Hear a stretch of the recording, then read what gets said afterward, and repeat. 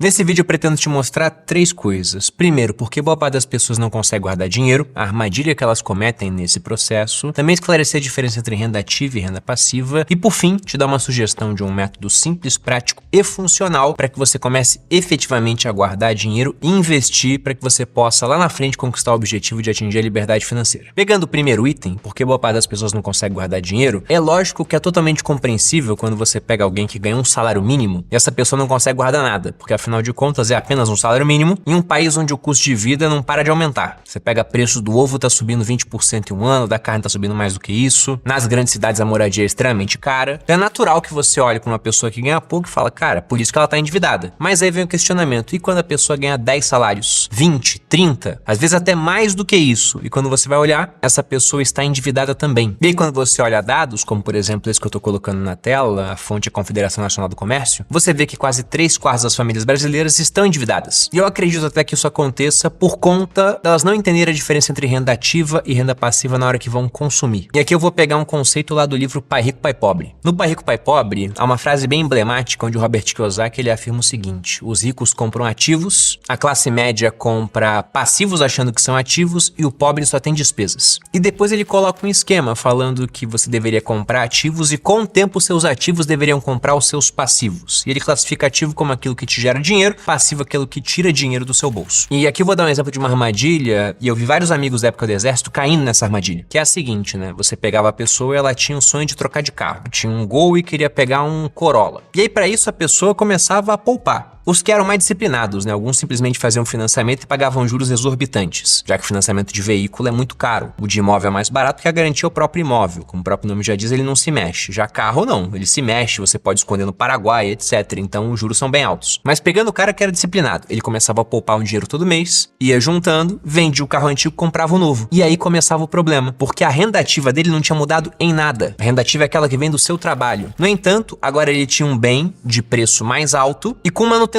mais cara. Se você pensa no IPVA, é um percentual do valor do carro, então ele seria mais alto. Se você pensa em combustível, com o carro velho você topava colocar em uns postos aí onde você não tinha tanta segurança. Com o carro novo você vai colocar o melhor combustível. Manutenção é a mesma coisa. Ah, bateu o carro, o seguro é mais caro. Ah, não tem o seguro, vou resolver pagando. Bom, a lanterna do Gol tem um preço consideravelmente mais baixo do que a do Corolla. O carro velho você topa parar na rua, o novo é só no estacionamento. E aí quando você ia ver esse bem, que em contabilidade seria um ativo, ele não para de tirar dinheiro do bolso da pessoa que ainda tem a mesma renda ativa de antes. E aí que vem a questão da renda passiva, que é libertadora. É aquela renda que não depende diretamente do seu trabalho. Ela pode vir, por exemplo, dos seus investimentos, você colocar o dinheiro trabalhando para você, ou de uma empresa que você montou, né? Porque como funcionário você trabalha para os outros, se você é autônomo você está trabalhando para si mesmo. Agora o empresário realmente que ele montou, o empreendimento com pessoas trabalhando com funções bem definidas, essas pessoas acabam trabalhando para ele. Então de lá ele pode vir a ter uma renda passiva também, que tende a dar mais trabalho do que a renda passiva com investimentos. Mas é nessa hora que você deveria começar a comprar essas coisas mais caras, aumentar o seu padrão de vida, e não antes disso, enquanto é o seu braço que tem que pagar por esse padrão de vida aumentado. E esse é o grande erro que as pessoas cometem, que faz com que o indivíduo que ganhe 10, 20, 30, 40, 50 mil fique endividado.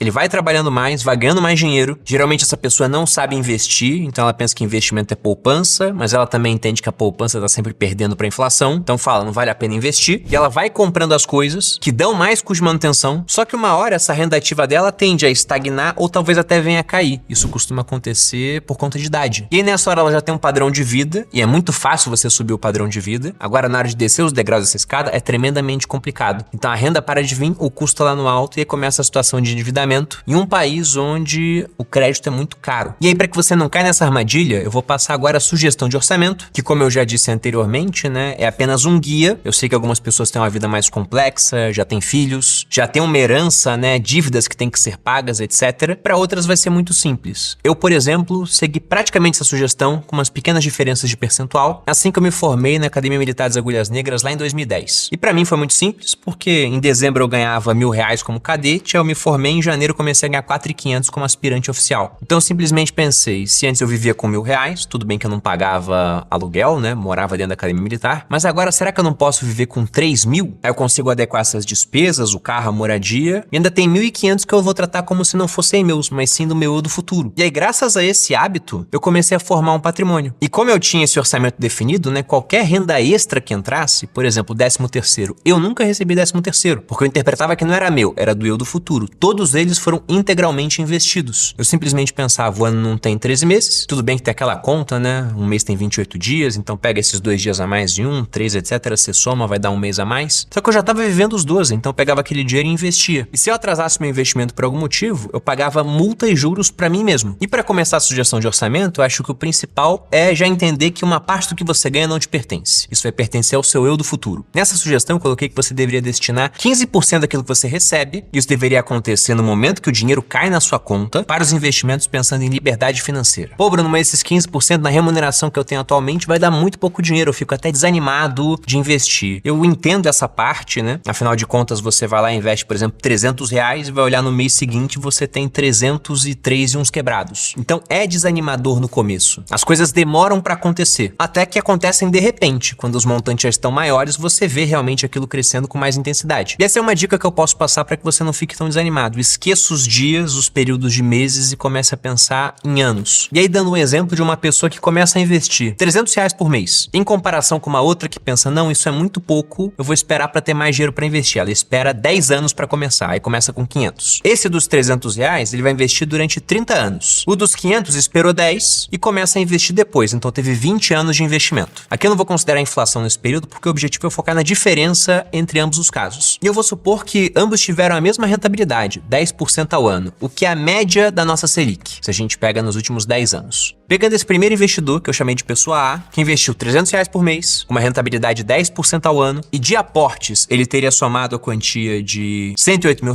versus a pessoa B, que esperou 10 anos para começar, então investiu 500, começou a investir mais, durante 20 anos, e de aportes ele teria somado 120 mil. Aí eu pergunto para você, quem juntou mais dinheiro no final? Acredito que você que está aqui já saiba a resposta, né, por conta da ação dos juros compostos, e no final a pessoa A juntou bem mais dinheiro. A A juntou R$618.852,99, enquanto a B juntou 359 mil uns quebrados. Tudo porque ela começou a investir 10 anos antes, ainda que a quantia não fosse tão grande assim. Sendo que aqui é uma simulação básica, né? Porque eu duvido muito que o investidor ele comece a investir com 100, 200, 300 reais e não vá aumentando o aporte ao longo do tempo. Até porque, principalmente para quem começa a investir jovem, a tendência é que você vai tendo mais sucesso na carreira e consiga fazer aportes cada vez maiores. Talvez até a sua carreira deslanche por conta dos aportes que você fez. Aí você pega esse dinheiro e abre um negócio. Isso também acontece bastante. Aí se der certo, você avança várias casas no jogo da vida, se der errado, você regride algumas, né? Então tem que ter cabeça boa para abrir negócio também. Poxa, Bruno, tá, mas esses 15% que eu vou destinar para investimentos, né? Pensa no dinheiro caindo no seu bolso, aí você tira 15 e tá nos investimentos. No que eu vou investir? Como eu já disse, o foco aqui é a sua liberdade financeira. Então você vai construir uma carteira diversificada, alocando em diferentes ativos e, na minha opinião, diferentes moedas e até países. Você não deveria deixar todo o seu dinheiro aqui no Brasil. Um país emergente, sujeito a muito risco, tanto na parte da moeda quanto na parte política, com insegurança jurídica, instabilidade, e não apenas de agora, né? Se você pega os Estados Unidos, desde o começo eles são uma república, cada vez mais democrática. E se você pega o Brasil ao longo dos últimos 100 anos, já teve de tudo. Então a chance de no futuro a gente descambar pra alguma coisa ruim comparado aos americanos, eu acho que é maior. Pô, Bruno, beleza, mas eu não sei investir. Aí há 2 caminhos. Você pode tentar aprender sozinho, e claramente é possível, né? Investir não é um morango, né? A coisa mais fácil do mundo, mas tem gente me assistindo aqui que é advogado, que é médico, arquiteto, engenheiro, já aprendeu coisas muito mais complexas, investimentos será só mais uma habilidade. Ou você pode fazer um bom uso do dinheiro para comprar tempo, para aprender a investir mais rápido, com menos erros no caminho. Foi, por exemplo, o que o Benet fez. Foi aluno do Viver de Renda, mas antes disso tentou sozinho, chegou a perder 1/5 do patrimônio que ele tinha investido, e aí depois que ele adquiriu o conhecimento, ele conseguiu reverter esse resultado e começou a ter uma boa rentabilidade. E o Benet é só um dos casos, assim como o Lucas, que eu tô colocando aqui na tela também, você pode pausar e ler o depoimento dele. É um outro caso de milhares que existem. No Viver de Renda já passaram mais de 45 mil alunos. E aí fica o convite, se você quiser aprender com quem já fez a trajetória, numa condição mega especial e única que a gente nunca fez antes, dê uma olhada no link aqui na descrição, porque dessa vez, na turma 31 do Viver de Renda, a gente separou um pacote onde você leva o Viver de Renda, o do 1.000 ao milhão, do meu sócio Thiago Nigro. Pelo 1.000 ao milhão já passaram mais de 110 mil alunos, então ninguém teve mais alunos que o Grupo Primo somados quando a gente pensa em educação financeira. Além disso, você leva a Finclass, carteiras recomendadas, tem curso de vendas do Lobo de Wall Street, o Jordan Peterson, tem os nossos 3 livros. Se você ficar entre os 200 primeiros, todos assinados na sua casa, se ficar entre os 100, tem um evento presencial aqui na sede do Grupo Primo e muito mais coisas. São 17 produtos ao todo. Sendo que como essa oferta vai ser no dia 9 de junho, próximo dia dos namorados, ao adquirir um acesso você ainda ganha um outro para dar de presente presente para quem você quiser. Inicialmente a gente pensou em cônjuge e namorada, mas ia ser mais difícil controlar isso, talvez até constrangedor, então simplesmente liberamos. Você pode dar esse acesso para quem você quiser. Mas enfim, as informações todas estão no link da descrição, inclusive preço e condições de parcelamento. Dê uma olhada lá, você vai se surpreender. Continuando aqui nas fatias do orçamento, próxima fatia, 15% foi para liberdade financeira, 10% vamos colocar para estabilidade, ou seja, para você construir o seu presente de uma maneira mais sólida, criando a sua reserva de emergência. E aí vamos lembrar que essa reserva, ela tem um tamanho móvel, né? Depende da sua ocupação. Quanto mais estável for sua ocupação profissional, por exemplo, você é funcionário público no âmbito federal, era o meu caso lá atrás como militar, a sua reserva de emergência ela pode ser menor. Eu utilizava 3 meses da minha renda. Agora, se você é um corretor de imóveis, que olha a sua frequência de vendas e vê que você faz uma venda, mas de repente fica 6 meses sem vender, essa reserva de emergência deveria ser maior. Quanto? Talvez 6 meses da sua renda, talvez 12. Algumas pessoas gostam de pensar em custo de vida e não em renda. Para boa parte dos brasileiros não faz diferença, né? Porque a renda é igual ao custo de vida, o pessoal gasta tudo que ganha. Mas eu vou pensar aqui em renda. E vamos colocar na média que essa reserva de emergência vai ter 6 meses da sua renda. E aí que já mora um primeiro problema. Porque perceba que ao mandar 10% todo mês, com o objetivo de ter 6 meses da sua renda, vai demorar 10 meses sem contar a rentabilidade para você ter um mês. 20 para ter 2, 30 para ter 3, 40 para ter 4, 50 para ter 5, 60 meses para completar sua reserva. 60 meses são 5 anos. Justamente por isso que eu não acho interessante que você foque só na reserva de emergência e deixe de investir no resto, né? Porque 5 anos de mercado você vai aprender bastante coisa. Se eu pego o Bitcoin e volto 5 anos no tempo, a gente vai estar lá em 2020, ele estava custando uns 50 mil reais. Hoje está custando uns 600 mil. Então olha a multiplicação que aconteceu nesse período também. Esse é um primeiro ponto de por que eu não sou a favor de investir só na reserva nessa fase inicial. Poxa, Bruno, mas aí minha reserva de emergência cresce de maneira mais devagar e se algo acontece eu fico mais exposto a risco. Sim, mas aí você pode usar alguma coisa para complementar essa reserva, principalmente em situações mais traumáticas, que seriam um seguro de vida. E é diferente do que muita gente pensa, né? Ah, seguro de vida só vai ser útil se eu morrer. Então a utilidade nem é para mim, né? É para os herdeiros. Sendo que eu sou solteiro, não tenho filhos e os meus pais têm uma situação remediada. Então melhor não ter seguro. Mas é que a pessoa se engana, porque seguro de vida não cobre só o caso de morte. O seguro vai te atender também na questão de eventuais acidentes que podem vir até a prejudicar sua capacidade de trabalhar durante o restante da sua vida. Então você tem uma curva de construção patrimonial, essa seria a sua trajetória, aí tem um acidente no meio do caminho e essa trajetória muda. O seguro traz esse valor futuro para o presente, para te ajudar a lidar melhor com esse desafio. Da mesma forma com doenças graves. Então ter um seguro de vida vale a pena, principalmente para aqueles que são mais jovens e estão vendo aqui esse vídeo. Eu digo principalmente porque para o mais jovem é mais barato. E aqui fazendo uma cotação rápida no site da ASUS, que é uma empresa parceira aqui do grupo, nessa parte de seguros, eu coloquei na simulação para um homem de 33 anos, se fosse para mulher seria mais barato, com hábitos saudáveis, né? Ou não é uma pessoa que fuma, é uma pergunta que eles fazem lá, e com pagamento de R$15 mensais, essa pessoa teria uma cobertura de até 120 mil reais. Se a gente pensa em alguém que ganha 5 mil reais aqui nesse exemplo, a reserva de emergência teria 60 mil reais, então veja que é uma cobertura bem interessante. E aí cada um pode simular na sua casa, dar uma olhada, né, em qual seria o preço, e para quem quiser bater um papo com um corretor de seguros, vou deixar o link aqui na descrição, aí você pode falar com um especialista da Portfel, que vai te ajudar a adequar o melhor plano para sua necessidade, pensando ali em custo-benefício. Porque seguro não tem que ser caro, na minha opinião. A mentalidade é que vale a pena você pagar pouco para se proteger da pequena chance, porque boa parte do pessoal que tá vendo esse vídeo aqui não vai ter problema, não vai acontecer nada. Então pagar o seguro vai ser, entre aspas, né, perder dinheiro. Só que alguns poucos vão ver essa chance pequena se materializar, transformando-se num problema grande. Então veja que ao pagar pouco para se proteger da pequena chance de algo dar muito errado, você tá fazendo um bom negócio. Porque se esse algo acontecer, o dinheiro tá lá para te ajudar a lidar melhor com esse problema. E para boa parte das pessoas, quando não acontece, bom, você deixou um pequeno dinheiro na mesa, mas foi pouca coisa para que você pudesse ter mais proteção e tirar um pouco da incerteza que faz parte naturalmente da nossa vida. Como humanos, muita coisa pode dar errado, né? Para morrer, basta estar vivo. Tá, beleza, Bruno, essa reserva de emergência, onde eu vou investir? Existe um tripé impossível nos investimentos, né? Você não consegue ao mesmo tempo muita liquidez, que é você conseguir acesso ao dinheiro de maneira fácil, muita segurança e muita rentabilidade. Ou não deveria, porque hoje no Brasil com juros altos você até consegue. Mas o ponto é que você poderia ter mais rentabilidade em outras coisas, né? Então aqui você abre mão da rentabilidade para ter mais liquidez e mais segurança. Se você pensa em um imóvel, ele pode dar muita segurança e pode dar uma boa rentabilidade, mas ele não te dá liquidez. Se pensa em ações, na renda variável, você pode ter muita rentabilidade e tem muita liquidez. Mas você não tem essa segurança, tem muita oscilação. Então, naturalmente, aqui a gente vai para renda fixa e para renda fixa mais conservadora. Aí você abre mão de um pouco de rentabilidade para ter bastante liquidez e segurança. 2 exemplos de investimentos que você pode usar para sua reserva de emergência, para direcionar esses 10% mês após mês, são o Tesouro Selic, você consegue encontrar em qualquer corretora, banco, e um CDB de liquidez diária pagando 100% do CDI ou algo próximo disso. Sendo que aí você corre mais risco do que no Tesouro, porque uma coisa é emprestar dinheiro dinheiro para um banco, outra é para o país. Principalmente se você vai para bancos menores, né, onde você não tem tanta transparência assim dos dados, quanto nos maiores, que são empresas listadas em bolsa, então trimestralmente saem os dados. Até por isso eu prefiro ficar nos bancos listados nesse caso. Só que você ganha em liquidez, porque no fim de semana, por exemplo, você não consegue acessar o dinheiro do Tesouro Selic. As liquidações, né, as vendas que você faz para o Tesouro para você resgatar o seu dinheiro só são em dias úteis. Já no CDB de liquidez diária, pelo menos em boa parte dos bancos, você consegue tirar o dinheiro a qualquer hora, inclusive nos fins de semana. Partindo para a nossa próxima fatia, então a gente viu 15% para liberdade financeira, 10% para estabilidade, sua reserva de emergência, um pouquinho para que você possa pagar um seguro. E aí vem a maior fatia do seu orçamento, 55% para necessidades básicas, que é tudo aquilo que você pode até reduzir, mas não pode cortar. Vamos supor que você queira reduzir seu gasto com alimentação, vai comer menos fora, beleza, mas não dá para cortar isso. Jejum intermitente uma hora acaba, a gente não consegue viver de luz, não fazemos fotossíntese. Quero diminuir meu gasto com vestuário, ok, mas tem que andar vestido, você vai gastar alguma coisa. Vou diminuir com transporte, mas não dá para diminuir tudo. Então tudo aquilo que você precisa para viver está nessa fatia. E quanto vamos gastar? 55% daquilo que você ganha. Evidentemente, para quem ganhar mais é mais fácil, para quem ganhar menos fica bem mais complicado, mas todo o básico deveria estar aqui. E o pessoal foca muito naquilo, tá? Mas e a academia? É necessidade básica ou tá em outra área? Eu costumo falar duas coisas nesse caso. Primeiro, é que dinheiro não tem carimbo, né? Se você coloca essa academia em outra área do orçamento, como a gente vai ver adiante, do mesmo modo tá tirando dinheiro do seu bolso. E segundo, aí depende, né? Porque uma academia barata é necessidade básica. Agora, você treinar na academia mais cara da sua cidade, aí já começa a entrar numa parte talvez de lazer, que é uma outra fatia que a gente vai ver adiante. Mas essa é até uma dúvida menor, porque os grandes vilões dessa parte, assim, em termos de pegar uma fatia maior da necessidade básica, são moradia e transporte. Dentro de transporte, você tem o custo de um carro, por exemplo. São as duas despesas mais relevantes. E por isso você tem que pensar muito bem na escolha de ambas, né? Porque morar no imóvel muito caro pode não ser interessante, mas aí você vai para uma outra região mais afastada do trabalho, aí você até economiza no aluguel, mas gasta mais em custo de transporte, gasta mais tempo também, que é um recurso valiosíssimo. Então é preciso buscar um equilíbrio nessa parte. Eu, particularmente, em grandes cidades, toparia gastar um pouco mais em moradia para ficar mais próximo do trabalho, para evitar deslocamentos de horas. Em cidades onde o fluxo de trânsito não é tão intenso, né? Aí você pode morar um pouco mais afastado. E em termos de transporte, a minha vida toda eu nunca tive um carrão. Talvez até possa classificar hoje o carro da minha esposa como um desses carros mais caros, né? Um Volvo XC60. Mas antes disso eu tive um Citroën C3, horrível, quebrou os vidros elétricos 5 vezes. Fiquei com ele durante 6 anos. Depois eu mudei para um Renault Clio vermelho, 2 portas, sem direção hidráulica. Era bom que eu treinava ao mesmo tempo que eu fazia as manobras para estacionar o carro. E aí fiquei um tempão sem carro, só andando de Uber. Depois peguei carro de aluguel. Aí agora tô com um de aluguel, que eu pego lá da Movida. E a minha esposa tem o dela. Meu de aluguel é um Commander. E vários amigos meus têm carros, cara, perder de vista assim o preço, né? Mas nessa fase, quando a pessoa já construiu patrimônio, beleza. Agora, antes disso, não. Pega um carro mais tranquilo mesmo. Até porque carro hoje em dia tá caro, né? É normal você achar um carro lá básico por 100 mil reais. E aí vem o ponto de você morar próximo do trabalho. Porque numa grande cidade, com uma infraestrutura de transporte interessante, você pode usar um metrô, talvez você possa ir de bicicleta. Dependendo, até você consegue ir a pé. E aí você economiza não só no uso do carro, mas também em estacionamento, que costuma ser bem caro em cidades grandes. Mas enfim, são só ideias. Eu sei que cada caso é um caso aqui, mas se você pensa em cortar alguma coisa para reduzir sua necessidade básica e conseguir fazer com que ela se encaixe nos 55%, eu miraria principalmente isso: transporte e moradia. Próxima fatia, depois que já vimos 55% de necessidade básica, 15% de liberdade financeira e 10% de estabilidade, ou seja, já chegamos em 80% do orçamento, faltam duas fatias de 10%, totalizando 20% ao todo e completando 100% do seu orçamento, que são lazer